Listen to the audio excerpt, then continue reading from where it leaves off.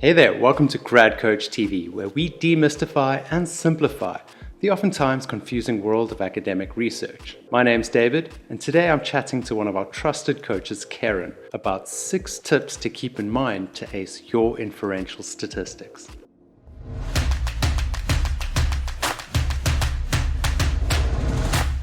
So hey Kerryn, welcome back to the Coachcast. It's great to have you.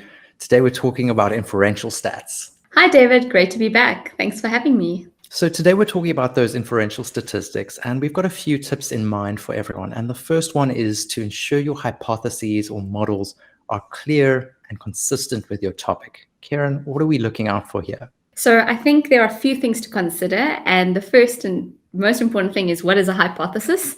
A hypothesis for the vast majority of people is a statement, and it's a statement that often can be a statement of difference, a statement of change, a statement of a relationship. And there are many other things that a hypothesis can be, but those are for the vast majority of people what a hypothesis would look like. So something like group A differs from group B in some way, in a variable, or variable X is related to variable Y, like weight is related to height or something like that. And you could also have something like there's some change. So group A changes in some variable between time.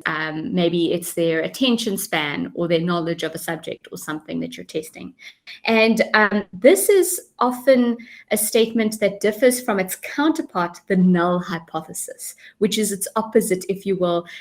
We actually call it the null hypothesis being the dull hypothesis, because it's a statement where there's no difference, no change, no relationship to see here. And essentially what you're doing with a hypothesis is you're testing it. You're saying, hey, is there something to see here, in the sense that, is it different? Is it changed? Is there a relationship? If not, then you reject the hypothesis and you accept the alternative hypothesis.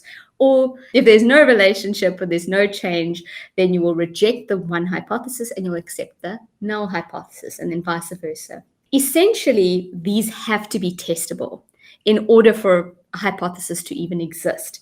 So if you want to have a testable hypothesis, you need to make sure that it's very specific.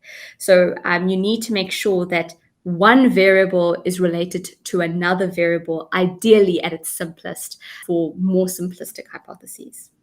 I think that's really a good point, and probably an example of a less than ideal hypothesis is the more a person lifts, the bigger they'll be. Kerryn, what's sort of wrong there with that hypothesis? Yes, so you're not being very specific, right? So lifting incorporates a lot of different things, a lot of different kinds of exercise, and bigness can be measured and evaluated in a lot of different ways. So a better hypothesis is one that will be much more specific. So something like, the more reps somebody performs a week in terms of bicep curls, the larger their bicep diameter will be relative to the time that they started, maybe the exercise program or something. In this context, you can measure the circumference or whatever it is for the biceps, and you can count the number of reps that somebody does. Yeah. So it ends up being far more specific and a lot easier to test yes or no. Whereas bigness, a whole bunch of things is related to maybe somebody's weight, somebody's overall size. There are a bunch of different kinds of lifts somebody can do that are related to that as well, if at all.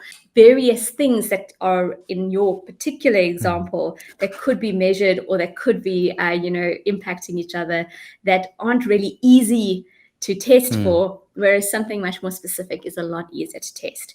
And that's not to say that it can't be done. It's just to say that you probably need to at least unpack it into more specific variables. For me personally, I like it when there's some sort of direction to the hypothesis as well. So something like, instead of X is related to Y, X is positively related to Y, says that as X goes up, so does Y. Therefore, you've got a direction. Or in this context, the bigger the diameter of the bicep will be is a direction, because it's larger, not smaller.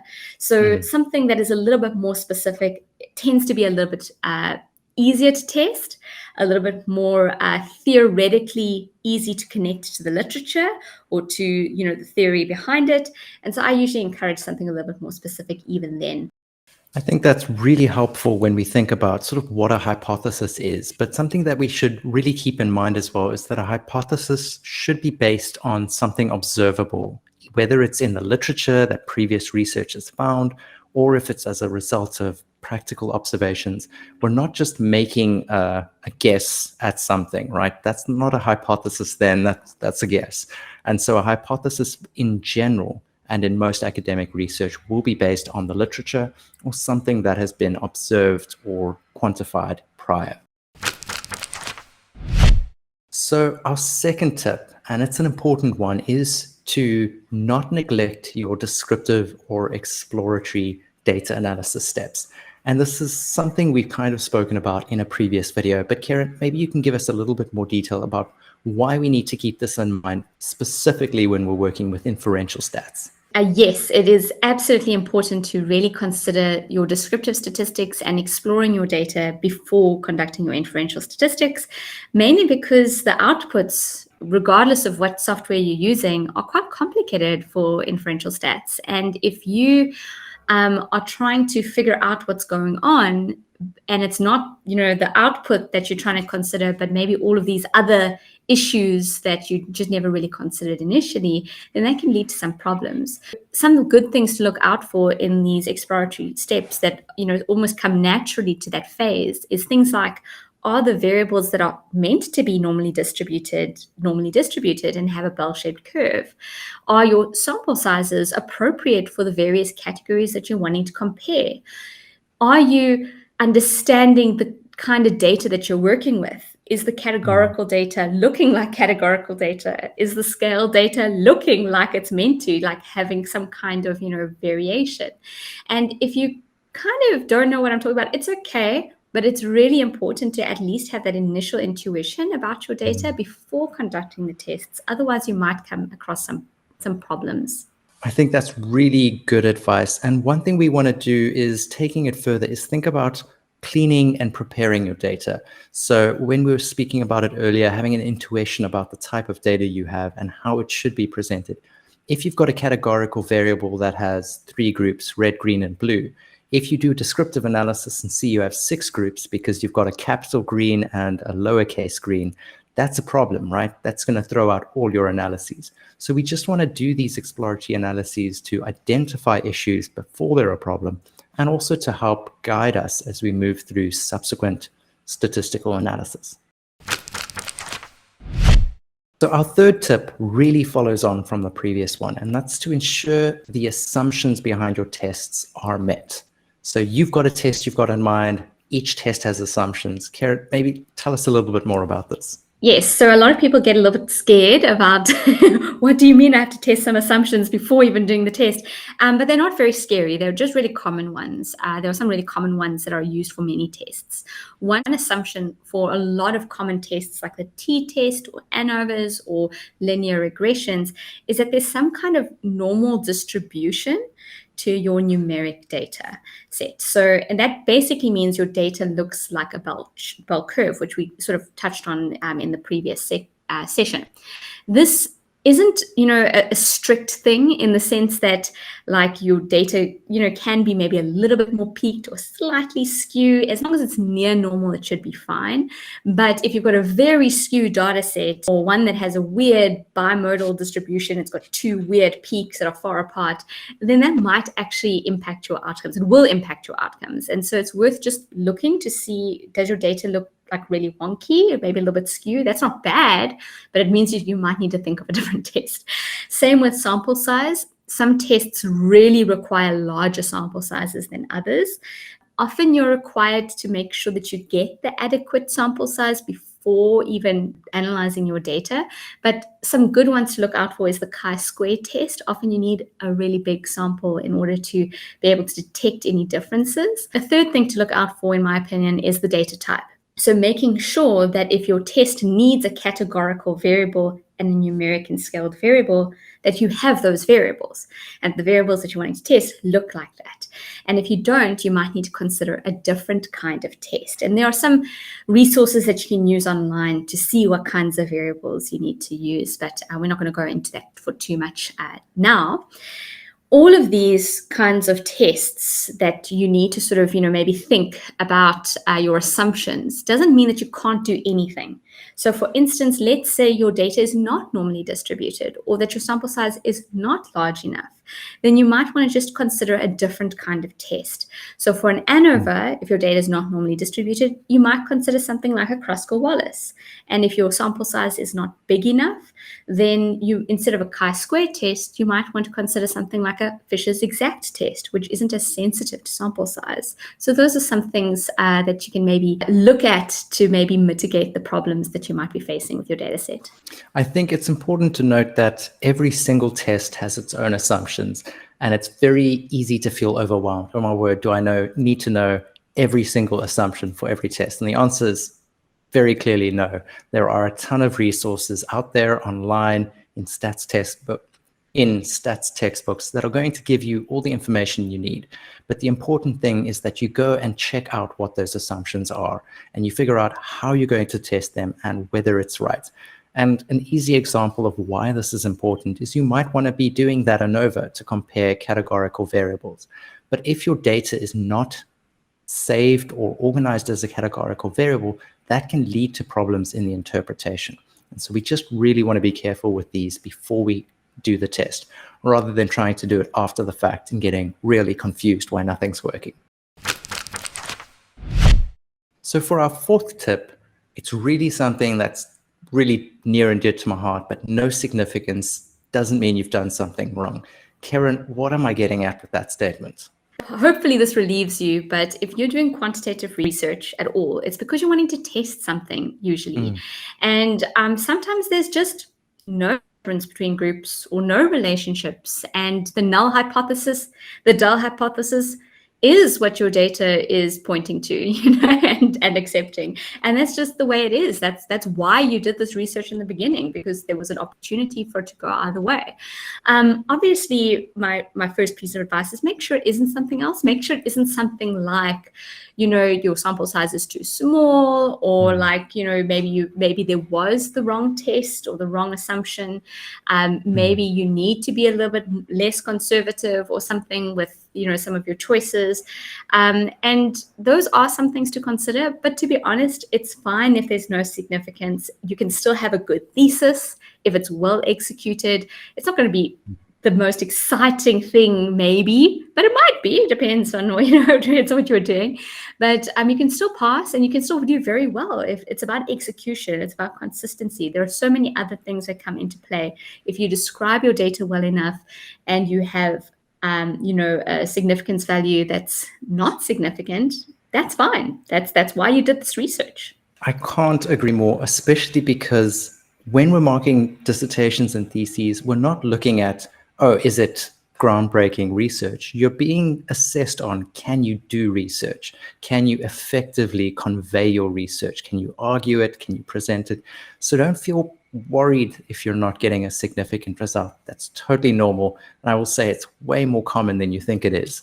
It's just unfortunate that most people don't publish non-significant results, but that's a whole different ballgame. What I will say though is, don't feel always that those non-significant results means your research is a failure. Sometimes non-significant results are the most interesting results, particularly if they're contrary to what the literature is stating should be happening. That's then a great place for you to try and figure out what's happening. And that's where really exciting papers actually come from. So our fifth tip, again, follows on from the previous one, and that's when you are interpreting your significance, try and understand what that significance means. So Kerryn, what is the importance of the p-value or significance value? Yes, and I mean, I'm guilty of this as well. We sort of just mindly accept what we call a cutoff threshold or a significance level as 0.05, which means that if you get a p-value that is 0.04, it's significant, but if it's 0.06, it's not significantly different. And you can see why that's maybe a little, maybe not quite 100% very descriptive of what you might be seeing. So just because something is, significant or not doesn't mean anything if we can't explain that a little bit further. So it's really important to know what we mean by significance. If you choose a cutoff of 0.05, you're essentially saying that you're okay with a 5% chance that the value that you're going to be getting, if it is significant, is a false positive, that you're saying the outcome is significant when in actual fact it's not. It's just due to maybe sampling or chance, essentially. And this threshold of 5% or 0.05 is usually because of historical reasons that we don't really need to get into.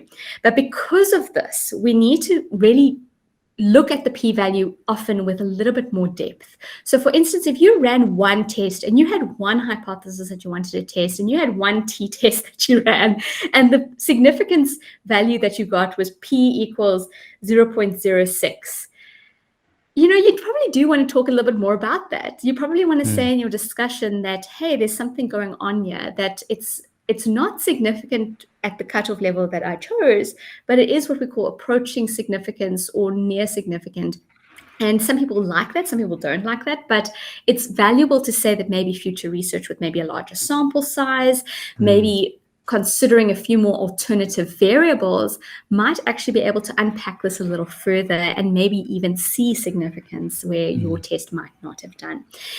Similarly, if you're running 20 tests, the chance of you getting a false positive is very high. So you actually want to be more conservative the more tests you run. So what we tend to do is we tend to lower that p threshold sometimes, or at least report on a lower p threshold, like p is equal to 0.001, in order to try to make more conservative examiners or statisticians happy, if you will. So if you're running a bunch of tests, rather consider if you can maybe put it into a single model or a single statistical test. Like instead of a bunch of t-tests, maybe consider a MANOVA or something like that. So just give it a little bit more thinking before running a bunch of tests, or if you have to run a bunch of tests, consider lowering that p threshold just to be a little bit more conservative in your final discussion and outcomes. I think it's also worth noting you don't have to feel like you have to just choose a critical threshold. So there are some great techniques out there on how to adjust for those multiple comparisons. The classic example is the Bonferroni correction, but there's other examples out there as well. You could do a Benjamini-Hochberg correction or a Holm-Bonferroni method. The clear answer is there are ways to deal with this. And if you're worried about it, if you're concerned about multiple testing, take a look at the literature and see what multiple test comparison corrections you can use. It's only going to help you going further. The other bit of advice that I have, and maybe it's not super commonly engaged within the literature, is you should be explicitly reporting your p-value. Don't just say it's less than 0.05. There's meaning to that data as well. So be specific. It's significant at that threshold, and my p-value was 0.0024. And that gives you some insight there as well.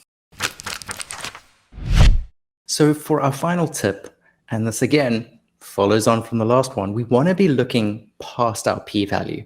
Kerryn, what should we be looking for other than that significance value? Yes. So one mistake we all do it is we see the test outcome, we look at the p-value and it's significant or it's not significant. And now what? Now what? You have to be able to explain what is going on. And there are two things to consider in this. The first is to look at the other statistics. Don't just look at that p-value. There are other things to look at. For instance, if there is a difference between your groups, it's good to know which is bigger, which is smaller, right? You need to be able to understand that. And in that case, the exploratory statistics might come into play or something else. Maybe there is a relationship between your variables, but what is the relationship? Not just is it significant, but is it positive or is it negative? Is it a strong relationship and the variables really go across a single line? Or is it quite a weak and loose relationship? You don't get that from the p-value. You get that from the correlation coefficient or the r value.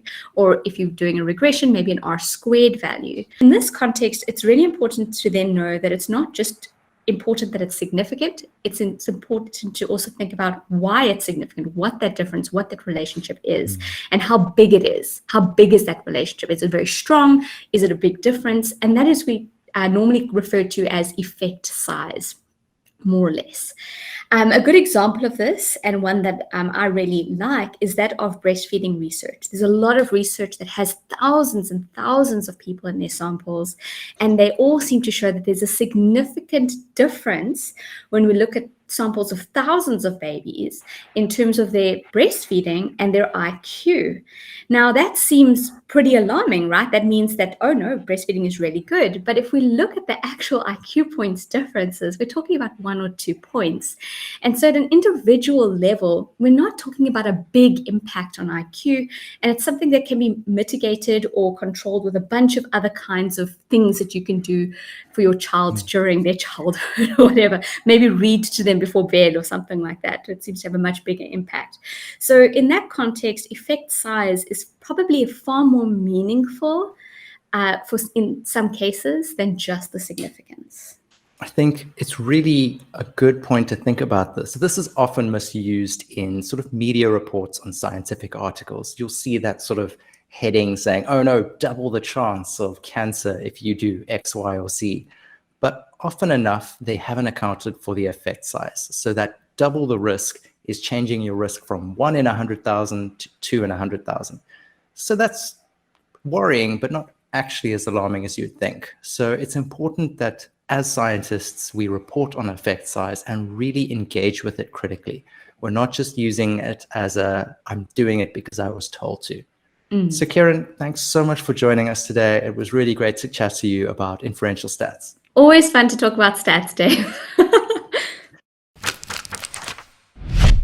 All right, so that pretty much wraps up this episode of Grad Coach TV. Remember, if you're looking for more information about inferential statistics, be sure to check out our blog at gradcoach.com/blog. There you can also get access to our free dissertation and thesis writing mini course, which will give you all the information you need to get started with your research journey. Then don't forget, if you're looking for help with that analysis or dissertation, be sure to check out our one-on-one private coaching service where you can work with one of our friendly coaches, just like Kerryn.